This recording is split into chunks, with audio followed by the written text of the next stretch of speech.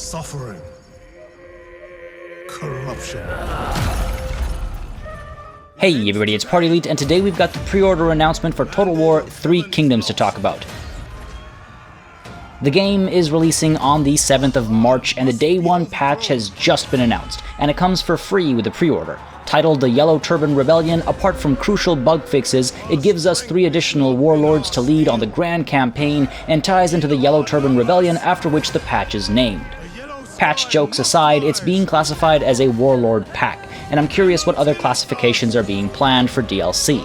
It adds a new subculture, 3 new hero classes, a unique unit roster, new approach to tech, new character skills, and new equipment for the new characters.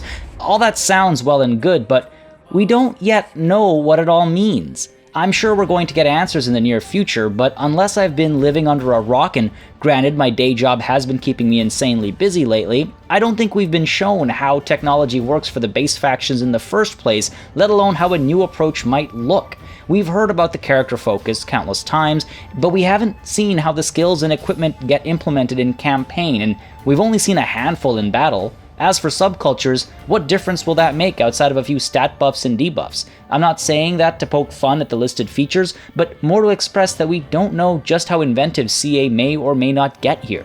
The Tomb King's DLC was one of the best pieces of DLC a Total War game has ever had, I think, so I'm hopeful, but I know very little about the base game, as do we all, and it's just a bit premature for a pre-order, I think. Thankfully, it's not just a pre-order bonus, but an early adopter bonus. Say what you will about clever wording and marketing tactics, this is a good tactic as far as pre-ordering is concerned. I can get behind a pre-order bonus that is still available shortly after redemption. That way you can wait to see reviews, like the one I'll be doing on this channel closer to release. Creative Assembly has said that reviews will be going up before the release date, or at least they'll make it possible to get reviews up before the release date, and I will try to get mine done if I do get early access.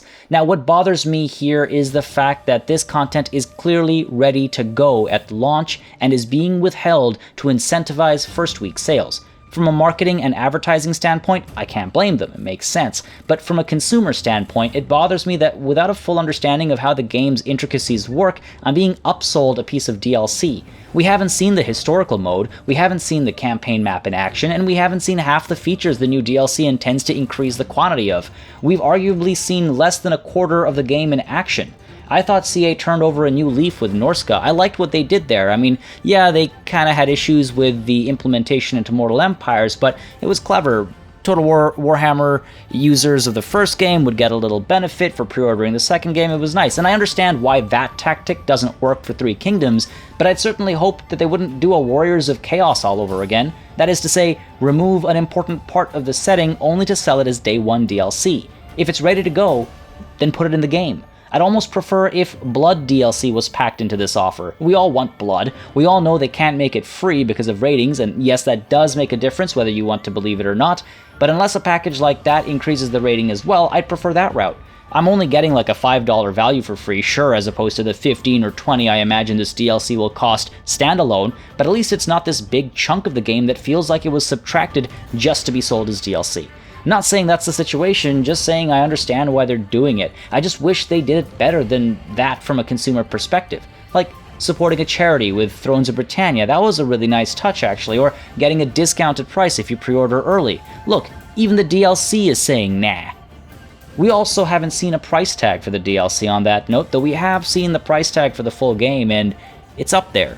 Now, with that mini rant out of the way, let's take a look at the DLC details a bit. The trailer itself was pretty cool. I like the music and the art style, so there isn't much else to say here. I do think it's a really nice trailer, I'm gonna be honest. As far as the features are concerned, like I said, we're getting a new subculture, probably one that focuses around militia troops getting buffs, some public order buffs maybe, you know, if public order is a mechanic in the new campaign map, not that we know. The Yellow Turban Rebellion was a commoners' rebellion, so we'll likely see that reflected in their subculture group. Maybe they're better with food, if that's a mechanic, and resources, if that's a mechanic. You get my point.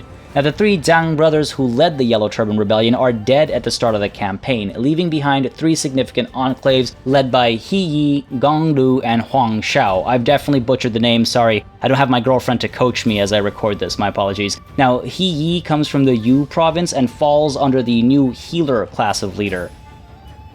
this gives him access to veteran Yellow Turban warriors and berserkers in battle, as well as access to the Healer's Lodge building chain that helps population growth, replenishment, and economy through the sale of medicine.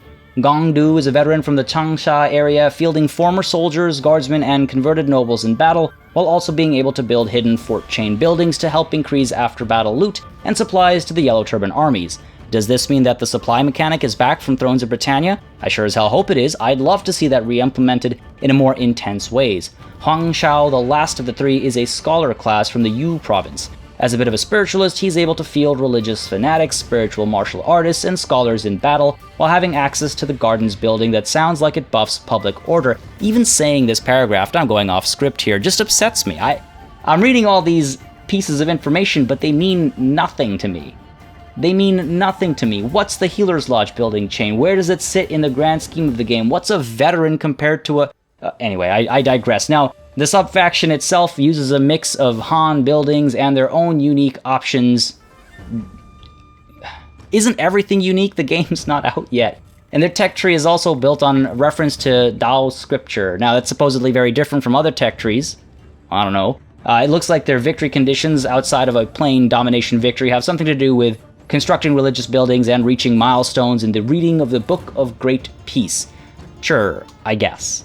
See, here's the thing. Three Kingdoms, before it was named, was supposed to be the next historical title. So far, we've only seen fantasy and we've only seen battle elements, and while I'm excited for the game and my recent talk with the developers and playtime with the game was definitely a positive experience, relaxing some of my concerns, I feel bad for everybody who wants to see all the historical elements and campaign elements and are instead being told they should buy now without a glimpse of the product they want.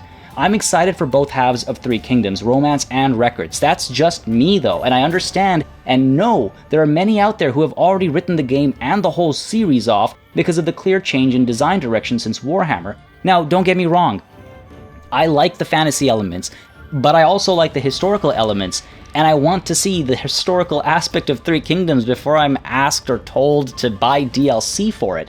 Now, maybe there are some overreactions with writing off the whole series, but CA please, throw historical fans a bone. Give us a glimpse, a gander, a glimmer of hope. It's obviously too early to judge the game, which means it's way too early to commit to a pre-order, as tempted as I am by the collector's edition. Resin casts are awesome. It's not just a red statue, that thing's going to be so nice and detailed if it's done right. And the only thing I wish is that it kind of had a cooler pose. Like, I think the Assassin's Creed Collector's Edition has some really cool poses, but I digress again. Now, I'll keep a close eye on the game, obviously. I'm hoping for early access and more hands-on and interview opportunities. I'll look to ask all the hard questions. I say this out of love, Creative Assembly. I love the Total War series, and I want Three Kingdoms to be good for the sake of Total War as a whole. And I think all of us fans of the series want the same thing. Thank you all very much for watching. Make sure you subscribe and hit that bell next to the subscribe button for a constant flow of strategy gaming content. A massive thanks as always to my patrons for supporting the channel on a month-to-month basis, and a big thanks to you for watching. Join our Discord, follow me on Twitter, smash that like button, all of that in the description down below. Till next time, cheers.